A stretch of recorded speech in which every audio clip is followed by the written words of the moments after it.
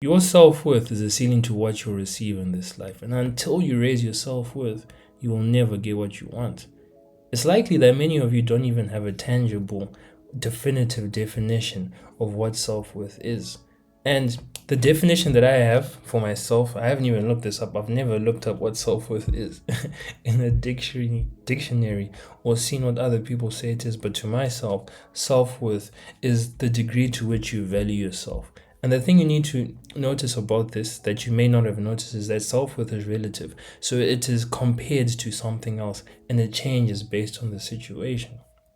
The reason why it changes based on the situation is simple. And you can use examples from your life to connote this.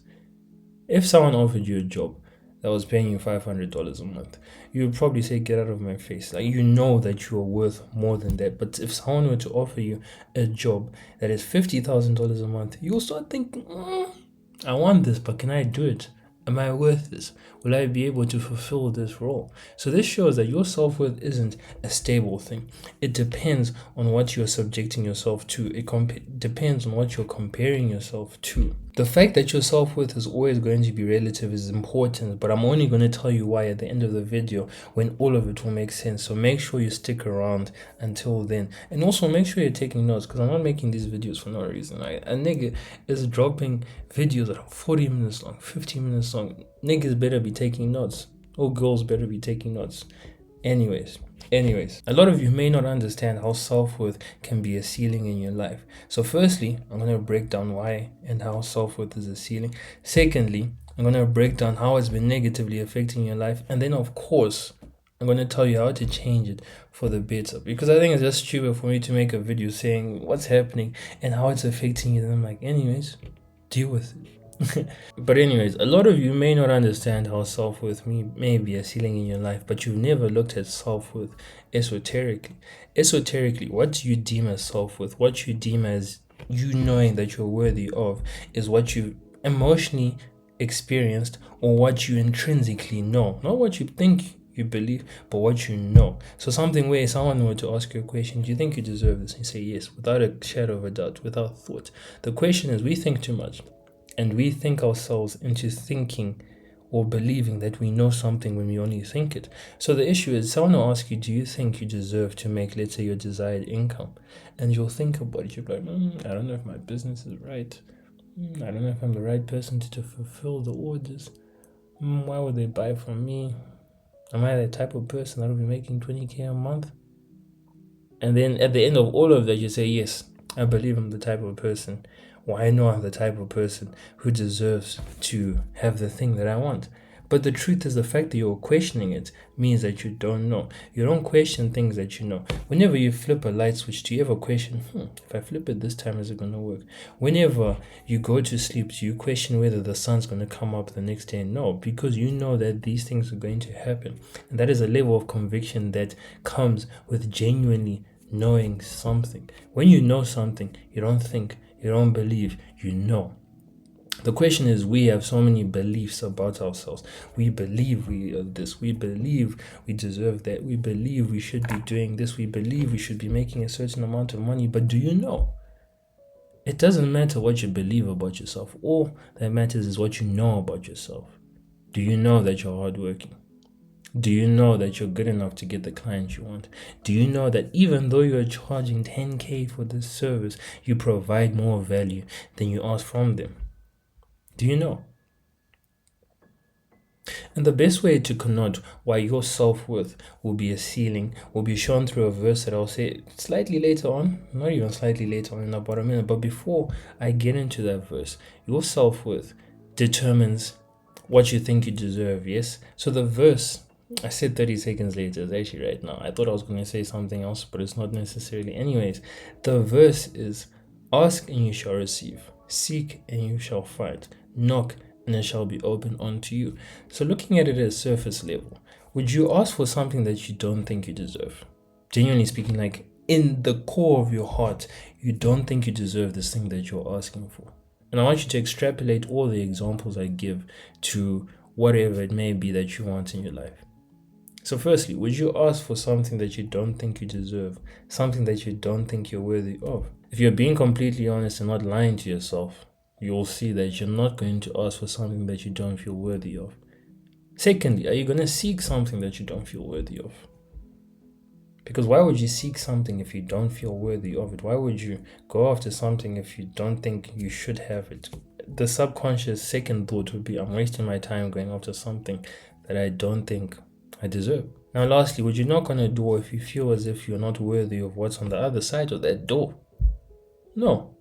Right? And these are surface level things. Now, if we go into the esoteric hidden meaning of these scriptures, there are different meanings to ask, to seek, and to knock. There are different meanings, and I'm going to break it down. But before I break them down, I have to tell you about the 7 keys of consciousness. If you're new to this channel, or if you're new to any of this type of information, the key thing, the cornerstone of this is your state of consciousness creates your reality. And your state of consciousness is made out of 7 facets. So you have your reactions, you have your expectations, you have your perception, you have your emotionally charged thoughts, you have your beliefs, you have your convictions. I'm missing one more. But yes, and your attention. So those are the 7 keys of your consciousness.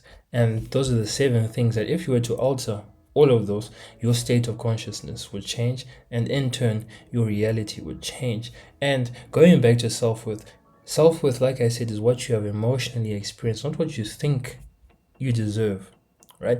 And the best example I can give, which is actually quite recent, if you watch NFL, I don't watch NFL, but one of my friends posted this on his Instagram story, and it was just a post about how Stephon Diggs is going to the Super Bowl, and yet he got 6 women pregnant, allegedly. I don't even know. Allegedly, he got 6 women pregnant in 2025. So you were saying the worst people I know have the best things happen to them, so I'm going to become the worst person I know. See, it's very likely that you grow up thinking that good things happen to good people.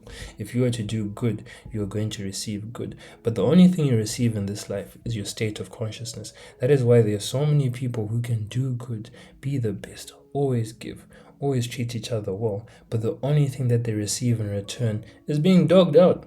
People taking advantage of them, people stealing from them, people robbing them, people just treating them like shit. That's the only thing they get in return for their good. The other people, let's say in relationships, they're people who are loyal to a fault. They're people who would do anything for their partner. They are people who, if their partner says jump, they say how high. They don't even question, why am I jumping? How high? They give everything that anyone would want in a relationship, and all they receive from all their partners is infidelity, toxicity, lies, right? The reason why this happens is because you will only accept what you know you deserve, not what you think you deserve. People get it mistaken when they say that you don't get what you want, you get what you think you deserve. No, you don't get what you want, you don't get what you think you deserve, you get what you know you deserve. So that is why there are some of the most shisty people who get the best things in life, because for some reason they have either emotionally experienced getting those things, or they just know that they deserve those things. And the truth of the reality is, before I even break down anything, before I even tell you why you deserve it, you don't need a reason why you need to deserve something. You don't need the point by point explanation as to why you should get something. No, you just deserve it. Why? Because you're a human being deserving of experiencing everything. So when you look at this verse, ask and you shall receive, seek and you shall find, knock and it shall be opened unto you, you now have to look at the esoteric meaning of it. The esoteric meaning of ask here, like what are you asking for, is what you're requesting from the world, what you're requesting from God through your state of consciousness. And the way you request things is through, first of all, your conviction, your expectation, and your beliefs. The reason why it's your conviction, expectation, and beliefs is because, let's say what you're convicted of is what you know. So you're only ever going to seek out what you know. You're only ever going to attract what you know into your being or into your area. So if you know, let's say that you deserve a good partner, you are only ever going to ask for and accept a good partner. If you know that you deserve to be making $50,000 a month, you are only ever going to ask for and accept and receive situations that lead to you making $50,000 a month. So asking is all about your conviction, your expectations, and your beliefs. Now going on to expectations. You're not going to ask for something that you don't expect to receive. So what your expectations are or what you find normal to you. So if you expect for things to always go wrong right at the end, it means that you know that you don't deserve good things.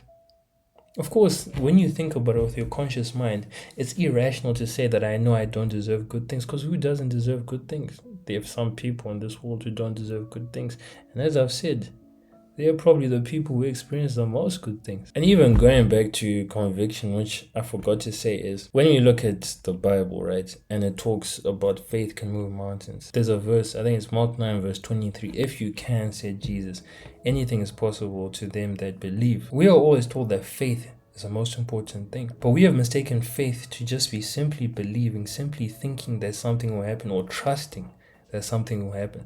But even trusting connotes that there's a sense of doubt, that you don't truly know. What faith is, and what faith is etymologically, is to know. It is closer to knowing that something is going to happen. So it's not that, oh, I believe this. It is the same emotion, same mechanism as when you switch on the light. When you switch on the light, you don't believe it's going to switch on, you just know. So you don't question it, you don't trust that it's going to switch on. You switch it on because you know it's going to switch on. You flip the switch, because you know that the light is going to switch on. So conviction is what faith is. A lot of the time, I want you to replace faith with conviction, because we have been fooled into thinking that faith is just trusting. Faith is just choosing to believe that things are going to go a certain way. No. There is a reason why some verses say trust in the Lord and other verses say faith can move mountains. They are different things. If they were the same thing, people would have given them the same word. Sorry. I forgot to put my phone on silence, like my girlfriend's messaging me. And it's distracting. And when you have a girl this beautiful, it gets distracting. But anyways, I think I'm done with that point. I was disturbed in that point, so anyways. So going on to seeking. Seeking now would be, I actually have notes right here, like they're bullet points so that I remember. Seeking would be expectation, perception, and attention. So the reason why seeking would be expectation is because, number one, you're not going to seek something that you don't expect to receive. Imagine starting a business and you expected every single sales call to end in a decline. Imagine starting a business and you expected no one to buy from you. You wouldn't do that, because that is a waste of time. And oddly enough, human beings value their time. Subconsciously, you value your time. You don't want to waste it. So you are not going to do things that you don't expect a result from. The next thing is perception. What you are seeking, right, can be shown through how you perceive things, because everything is all at once. Nothing is a certain way, nothing is positive, nothing is negative, it just is. And the best story to connote this is, there was this Chinese farmer, right, and his son, and he had horses. So a horse was lost. And then someone went to the farmer and they were like, dude, this is a terrible thing. Your horse is lost. And he's like, maybe it is. Maybe it isn't. So essentially what he was saying is it just is. And I'm gonna butcher the story, I don't remember it fully, but I remember the premise of it. So next, after he lost the horse, the son went out. Oh, then he found the horse. And the horse was with, I don't know, a lot of other wild horses. So people were like, what? You found so many of these horses? That's amazing. Then he said, maybe it is, maybe it isn't. So then his son bought the horses, but because some of these horses were wild and he was trying to tame them, he fell off the horse and he broke his leg. Then people are like, oh, this is terrible. And then the farmer said, maybe it is, maybe it isn't. Fast forward, that village gets into a war and they need to send all the men of age to war. And because of that, his son now wasn't allowed to go, because obviously he broke his leg. So back in that time, he was going to be of no help to the army. And people were like, oh, you're so lucky your son didn't go. He said, yeah, maybe I am, maybe I'm not. Turns out that everyone who went to that war died. I don't know if he was asked, are you happy? I think if he was asked if he's happy, he would have said, oh, maybe it's good, maybe it's not. And essentially, the moral of that story is nothing is good or bad. It just depends on your perception of it. Your perception is essentially what you are looking for in reality, what you're looking for in everything that the world shows you. Because truth be told, you're never going to be able to view things objectively. There's no such thing as a human being that views things objectively. We all have our internal biases. We all have a lens through which we view life. So we're never ever going to be able to view something 100% objectively, with no emotion, with no bias involved.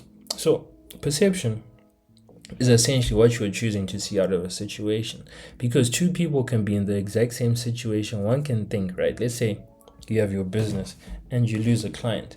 The average person, when they lose a client, they're like, damn, I've lost some money. Damn, like, what am I going to do? I'm going to earn less. I feel scarce. I've lost it. They've lost the client, right? An alchemist, as I would like to say, would view missing or losing a client as, oh, okay, they're making space for a client that aligns more to me and that pays me more than this one. Because for you to keep new wine, you have to let go of the old wineskins. And that is the exact same situation, except two people are viewing them differently. And because two people have different perceptions of that, down the line, they are going to have two different results, because that perception will lead to them doing certain other things down the line. If you believe that a client leaving you is simply creating space for you to get a better and more lucrative client, you're still going to approach your business with enthusiasm. But if you believe that that client leaving is leaving you scarce, leaving you with less, leaving you with having to struggle to get another client, because, oh, how on earth am I going to get another client? You're going to take actions that reinforce that reality. So seeking is highly determined by how you perceive things. And then secondly, attention and perception go hand in hand, because you will start to pay attention to certain facets in reality. You will start to pay attention to, let's say, the negatives. The easiest thing for me to use is relationships, because I always see that discourse online, so I guess it's embedded in my head. People, right, they will think they deserve a healthy relationship. But what do they pay attention to?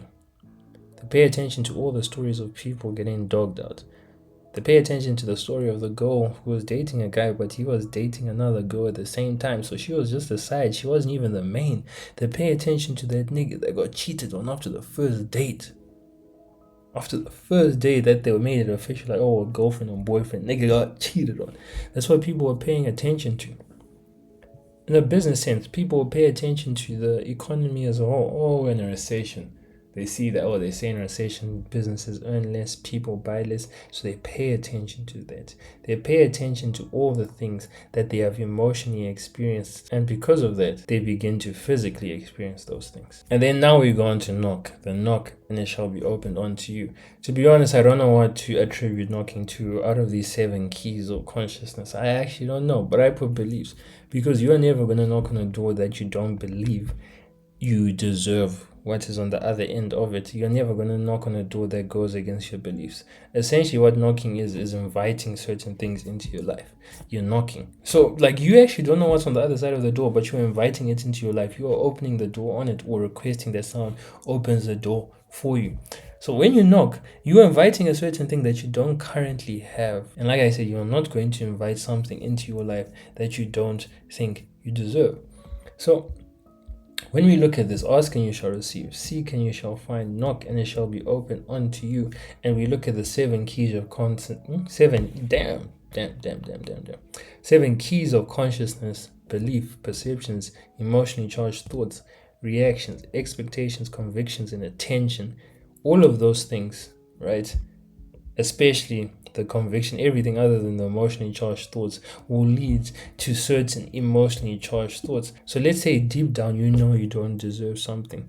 Deep down, you pay attention to the things that don't confirm your desired reality, but actually confirm what you don't want. You react to undesirable circumstances with emotion, thus creating a metaphysical glue to those situations, thus inviting more of those situations into your life. But you look at all of these things lead to emotionally charged thoughts. And essentially what an emotionally charged thought is: a thought, it's the regular thought of like words, right?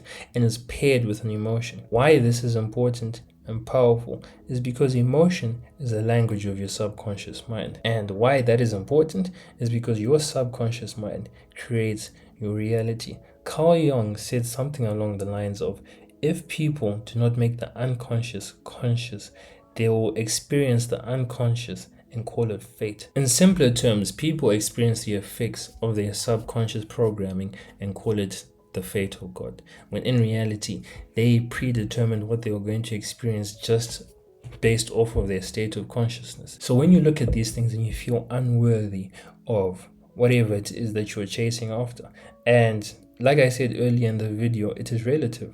A lot of you have a good worth when it comes in relationships, but when it comes in business, you don't think you're worth the success that you desire.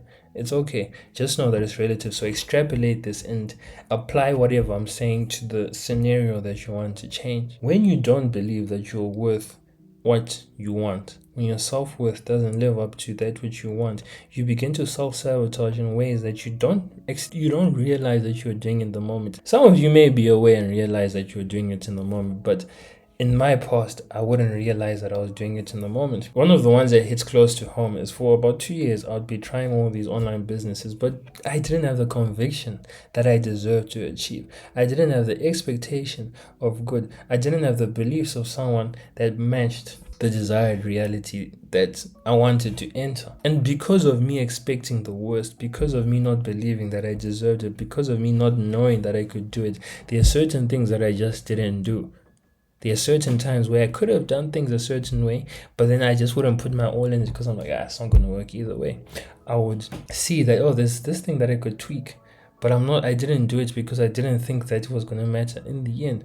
A lot of the times people attribute the things that I've just said, the tweak, the technique, to causality. They say that these things cause my reality when in actuality, action is just a midwife for creation. So what happens is you have a frequency, let's say your state of consciousness, that leads to an internal nudge or your intuition. Your intuition leads to you taking certain actions, and you taking certain actions leads to you getting a result. The issue is we only see on this in this world, we only see the action, then we see the results, but we never actually see the state of consciousness, because you can't see a state of consciousness. You can only perceive it, you can only observe it, but not physically, but mentally. When you don't have self-worth that is equal or above that which you want, you will self-sabotage in ways that you'll never even realize in the moment. So for me, I just wouldn't do the work and I would just feel like, there's no point of doing it because it's not going to work, right?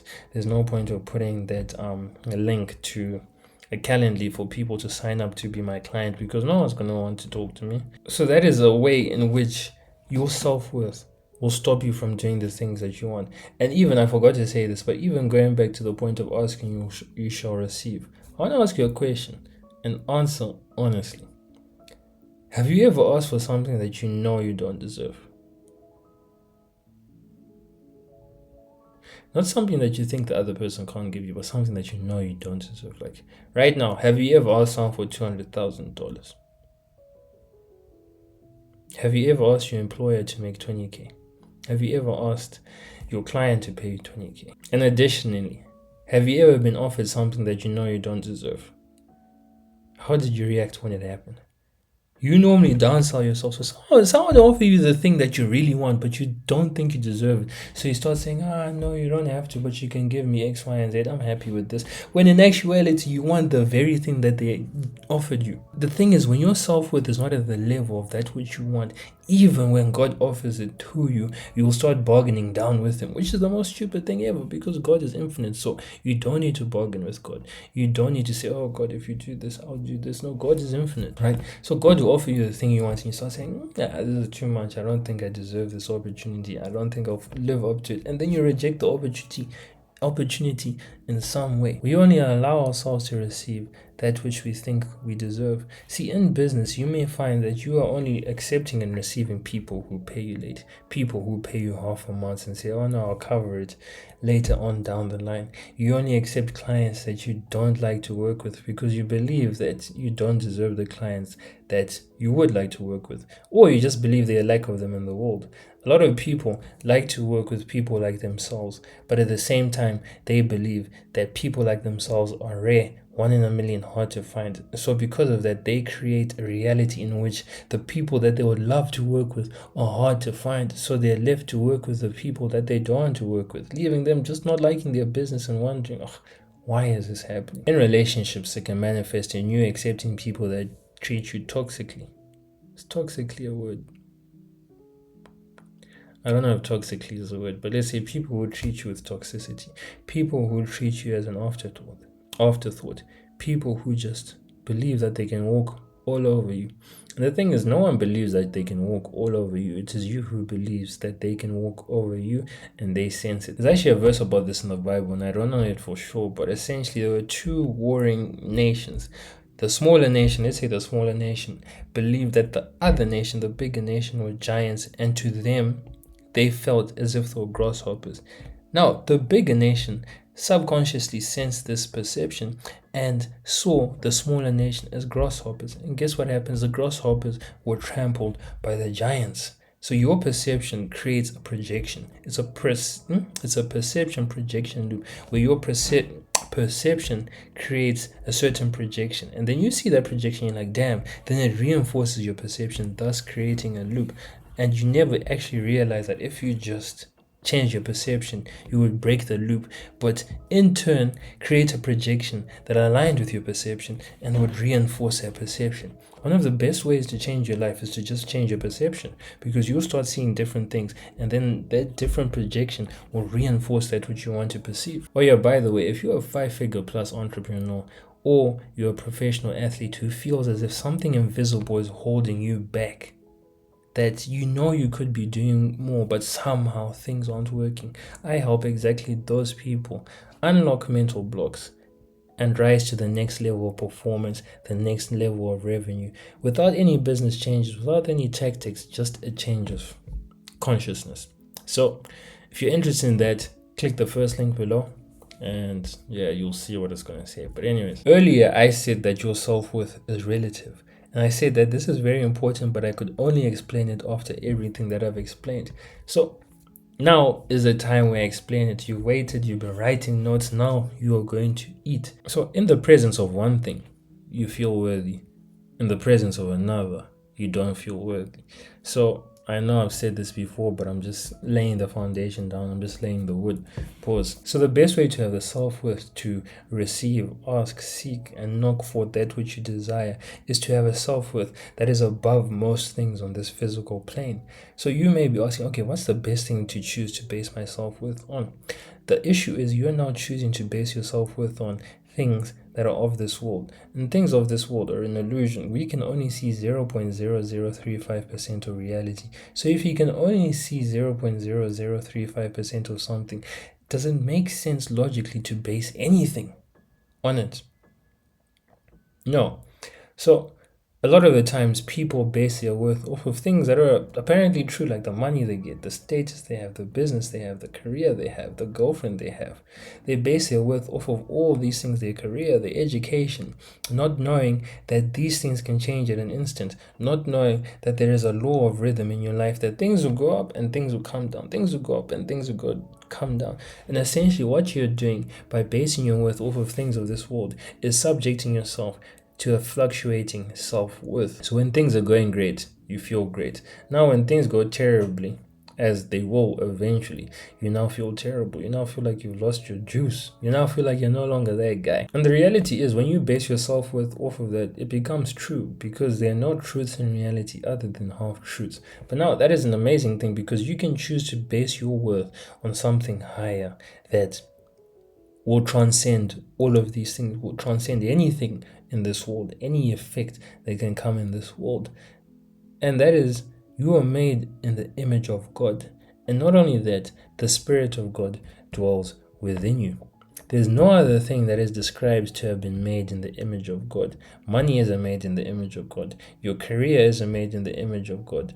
The love that you get from your girlfriend isn't in the image of God, or your boyfriend, whatever, or the husband, wife. It's not the image of God. Your status is not the image of God. The only thing that is made in the image of God is you. And you're not made in the image of God when you're working hard. You're not made in the image of God when you look a certain way and you've lost 40 pounds. You're not made in the image of God when you're making $10,000 a month. You are made in the image of God. Full stop. And when you recognize how powerful God is, the creator of everything else, and also recognize that you are the only thing that is made in the image of God, everything else will pale in comparison. Because let's say you are made in the image of God, so why do you not deserve 10K a month? You're made in the image of God, so why do you not deserve 100K a month? You're made in the image of God, so why do you not deserve a loving, peaceful relationship? You are made in the image of God, so why do you not deserve a life of peace and ease? You were made in the image of God, so why do you not deserve anything good in this world? When God himself created everything good in this world and he gave us dominion over it to enjoy the fruits of our labor, to enjoy this world. Accept that you were made in the image of God. It's not going to be this rosy experience where like now you suddenly never feel a lack of self-worth. You're going to feel small in certain times because accepting that you are made in the image of God won't be enough for your subconscious mind at first. You're going to need to persist in that. So there are going to be situations where you're going to stand in front of someone and your old way of thinking, your old consciousness is going to come in the way. You'll start thinking, damn, this person makes more money than me. Damn. The girl that I likes this guy. This guy must be better than me. Of which I used to have a problem with it. I used to, let's say if I liked a girl and like she liked someone else in the past, for some reason, even though if she liked me now, I'll start thinking, damn, what does this nigga have that I don't have? But regardless of what happens, regardless of when you will inevitably feel unworthy in front of someone, you will now have a foundation to come back to knowing that you are made in the image of God. So that's where you can get your self-worth from. And after that, your self-worth, like I said at the very beginning of this video, comes from what you've emotionally experienced and what you know to be true. Not what you think, not what you believe, what you know. Extrapolating from that, if you are able to emotionally experience something new, if you are able to emotionally experience that which you desire, then that would raise your self-worth. And that is exactly how you are going to change your self-worth. You're going to emotionally experience. So the way I do it and the way I tell my clients to do it is through a visualization. So essentially what I have them do is to just find a place, a quiet place where they'll be undisturbed, tell them to sit or lay down, relax until they get to the point of just relaxation. They are not tense, their muscles are relaxed, their mind isn't racing. And then I tell them to visualize a situation, visualize a short, that's important, a short situation that implies that they've achieved or they've received the desired reality. So let's say if it's you making 10K a month, it'll be someone that you love acknowledging that you've made 10K a month, and you would experience the emotions that you know you would experience in that time. And you don't need to force yourself to feel happy. If you genuinely and vividly experience that which you want to feel or that which you want to experience in real life, in reality, those emotions are going to naturally come up. And the great thing is your subconscious mind doesn't know the difference between a real and an imagined experience. So that emotion that you feel from that visualization is going to then reprogram your subconscious mind. It is eventually going to register in your subconscious mind that, damn, I've experienced this. So it is now no longer going to be something that you want. It's going to be something that you know, regardless of whether you've received it on this physical plane. It's going to be something that you've experienced, and it's going to now be something that you know that you deserve. Not something that you think, not something that you believe you deserve, but something that you know you deserve. And I know I said visualization. Some of you may like affirmations, you may like scripting, you may like journaling, pretending as if that thing has happened. It doesn't matter. All these techniques, they're vehicles. They're not the be-all and end-all. Never idolize a technique.